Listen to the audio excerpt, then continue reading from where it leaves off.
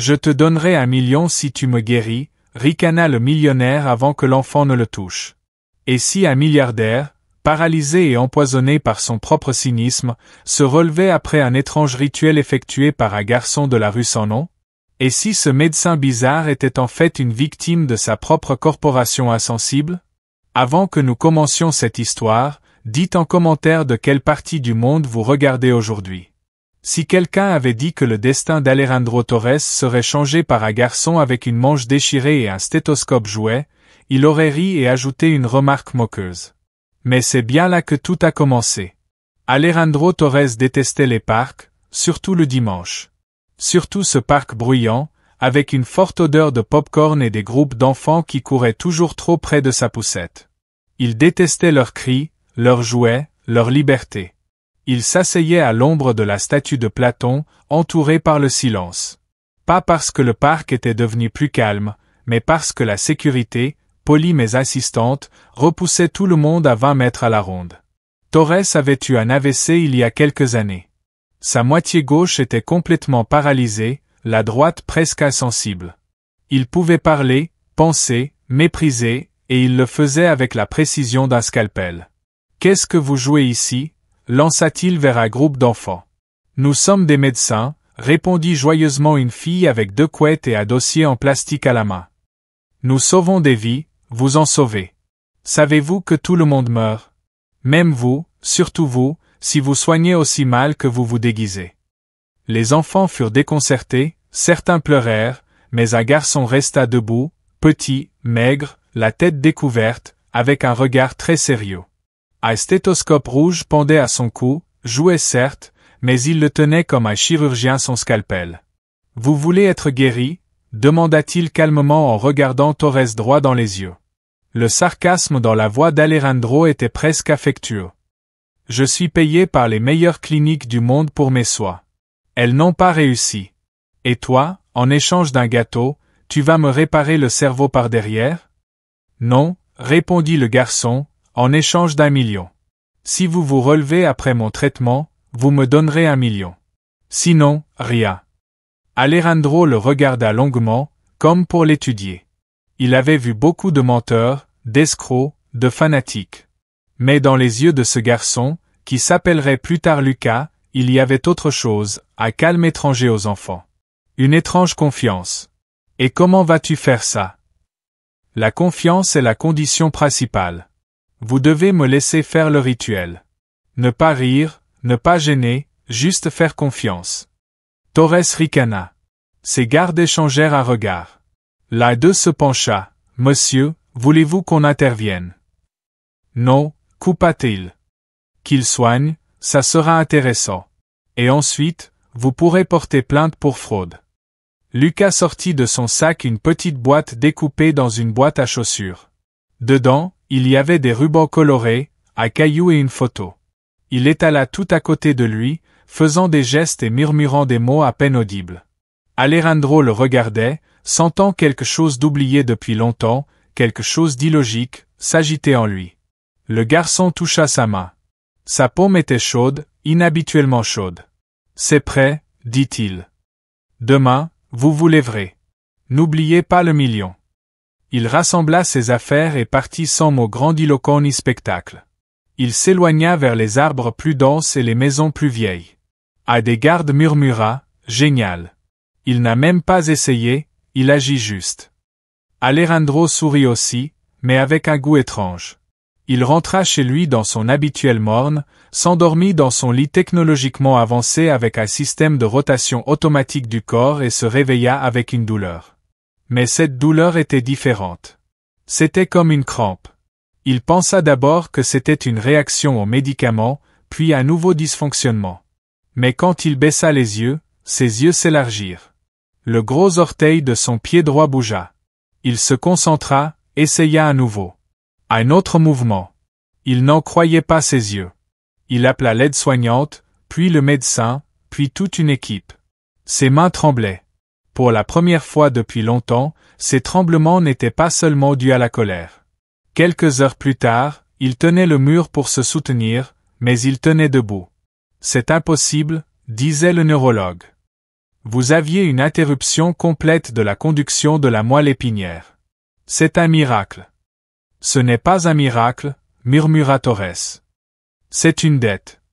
Il se souvint du regard du garçon, cette voix calme. Demain, vous vous lèverez.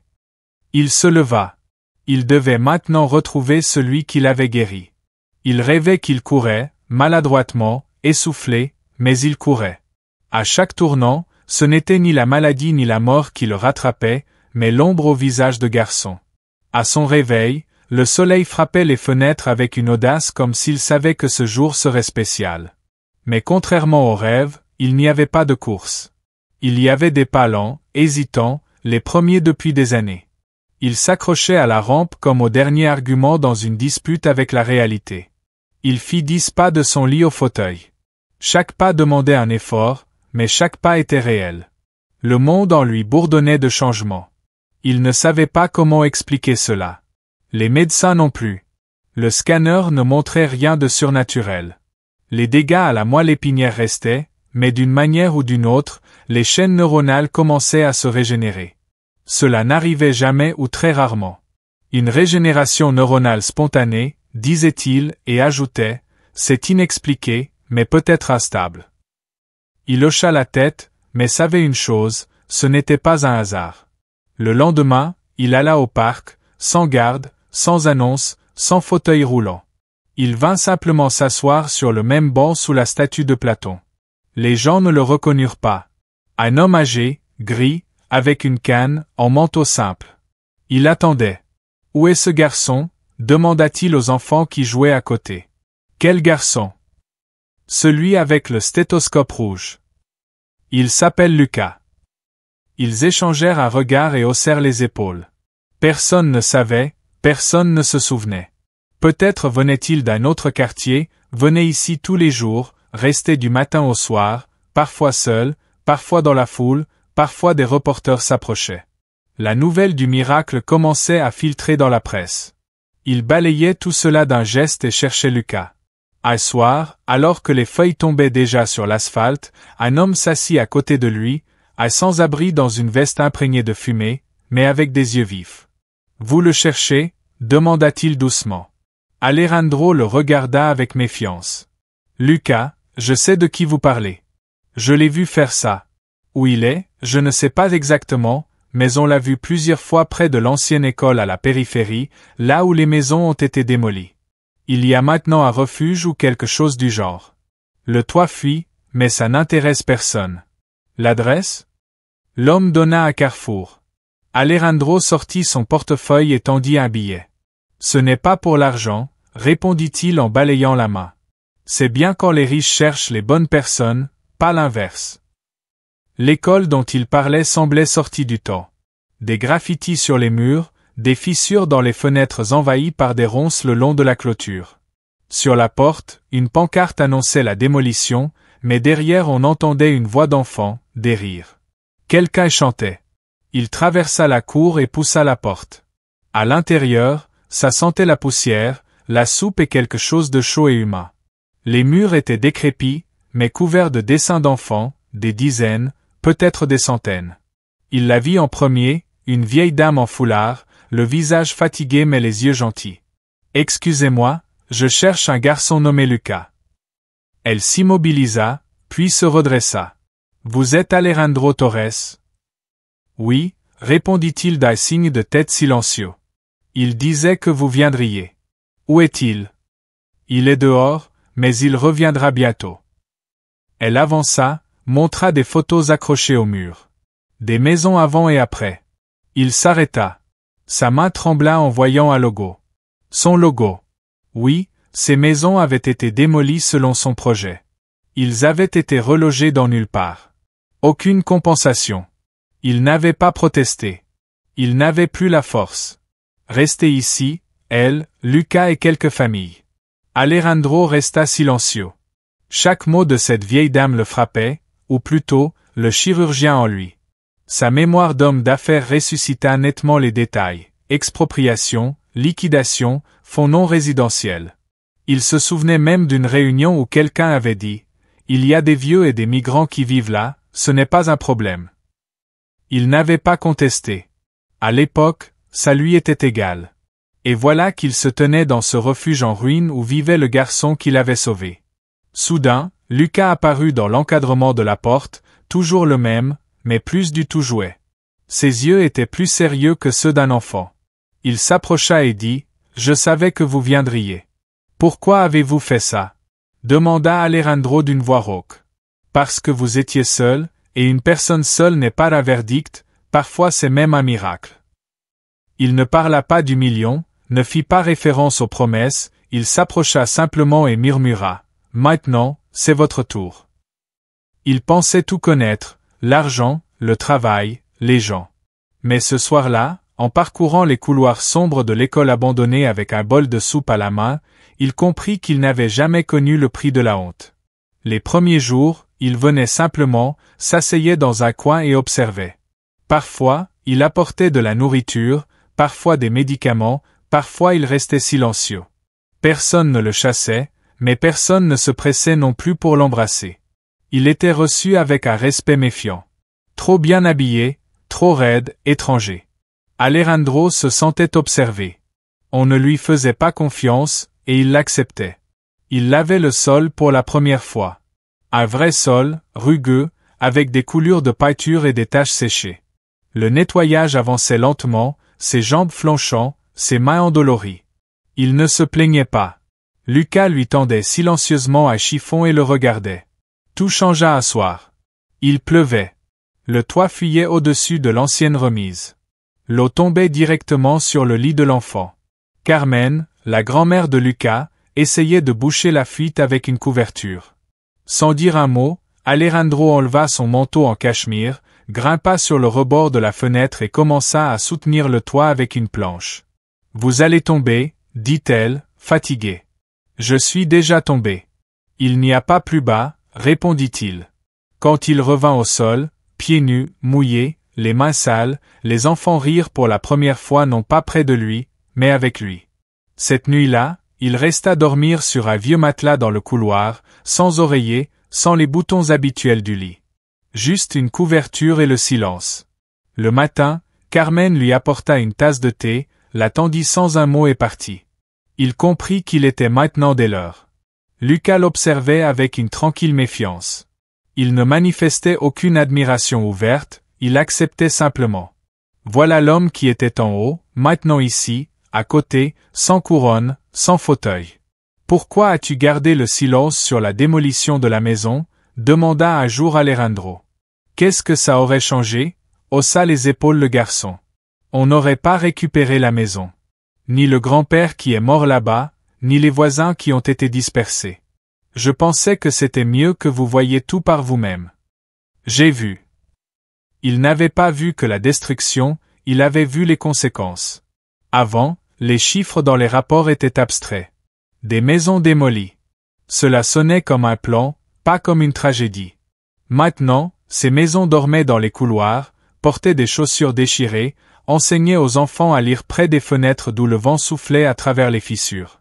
Chaque soir, il apportait quelque chose de nécessaire au refuge.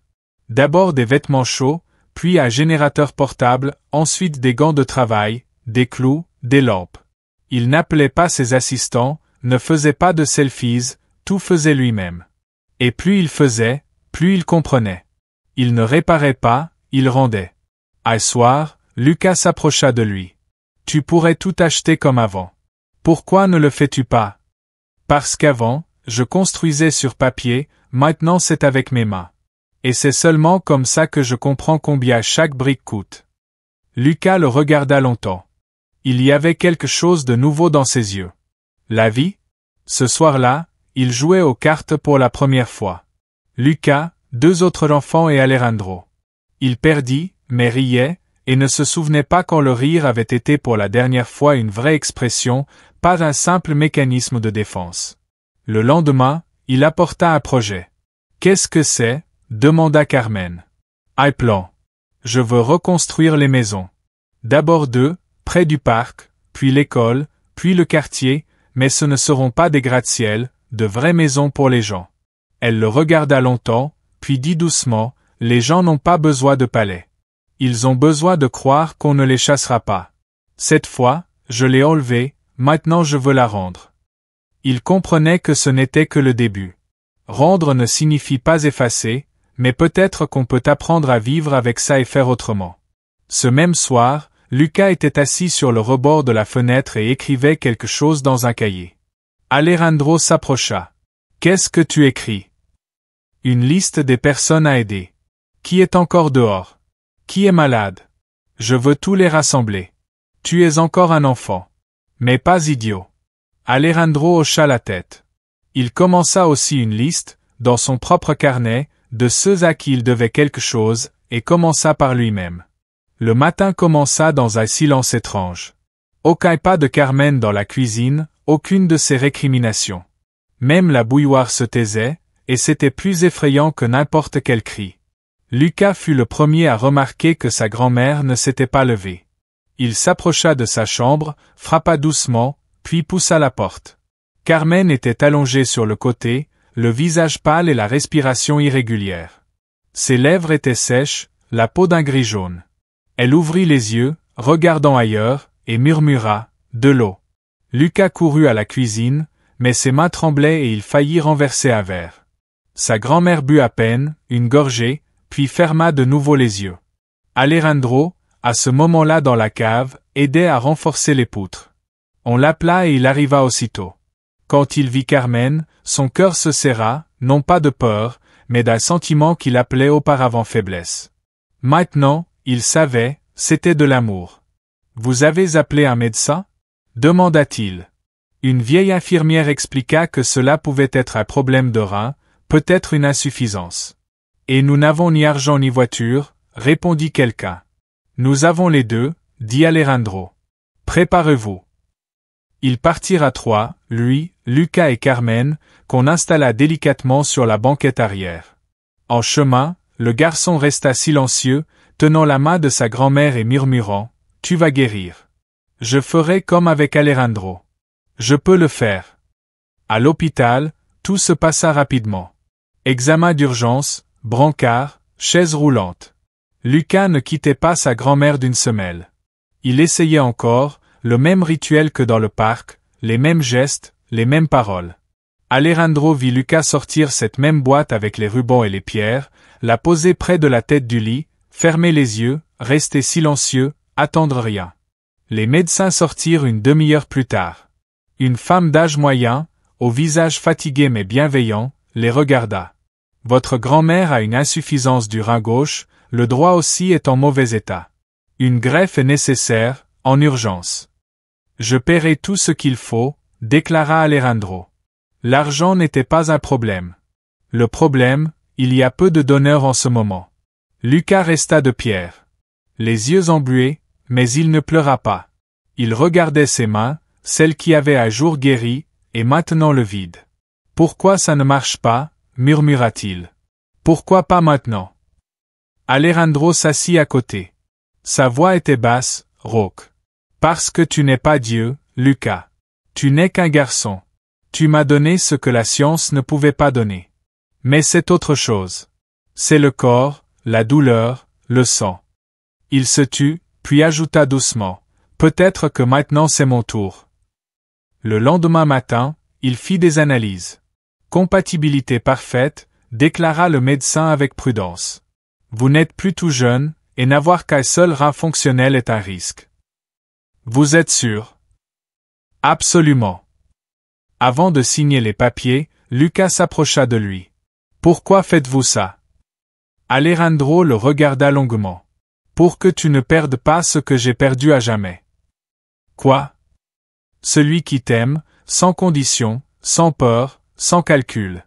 Ce n'est pas une dette. C'est peut-être la seule chose qui compte vraiment. » L'opération fut un succès. Carmen se réveilla un jour plus tard, sourit à Lucas, lui baisa la main. « Je savais que tu étais là, » murmura-t-elle. Il voulut dire qu'il ne l'avait pas sauvée, mais ne le fit pas. Elle savait déjà tout. Alejandro reprit connaissance plus tard, allongé les yeux fermés. La faiblesse était insupportable, mais d'une autre nature, lumineuse. Lucas entra dans la chambre. Il tenait une enveloppe qu'il posa silencieusement sur la table de nuit. « Qu'est-ce que c'est » demanda Alejandro. « Un chèque ? Un million. Vous l'avez signé ?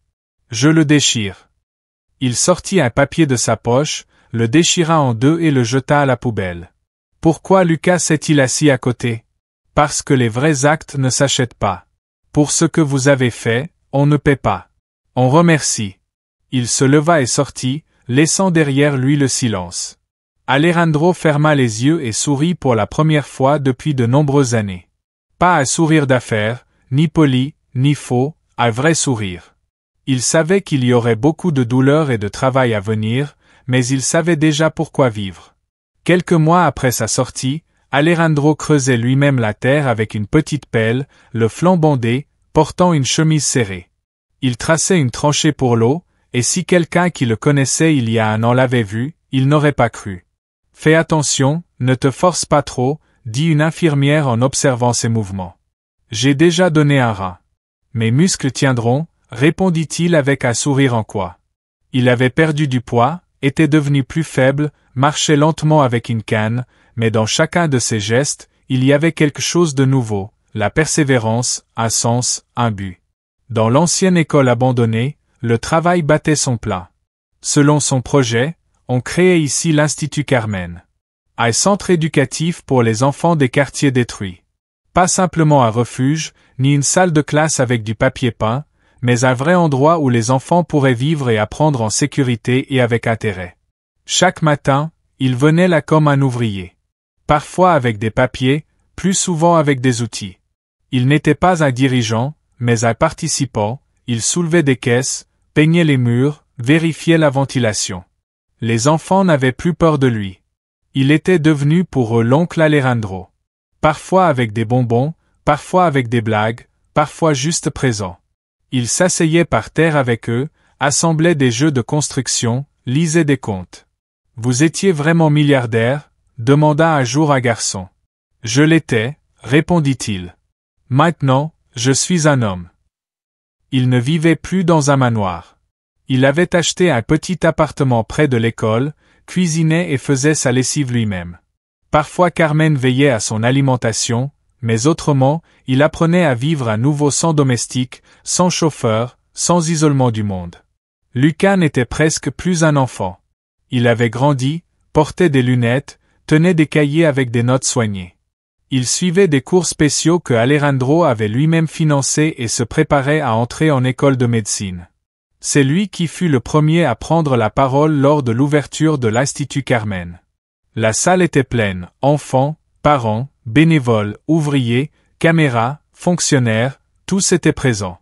Mais le principal était lui. Lucas se tenait sur scène, en chemise claire, avec cette même expression sérieuse qu'il avait eue il y a plusieurs mois en regardant l'homme en fauteuil roulant sous le platane.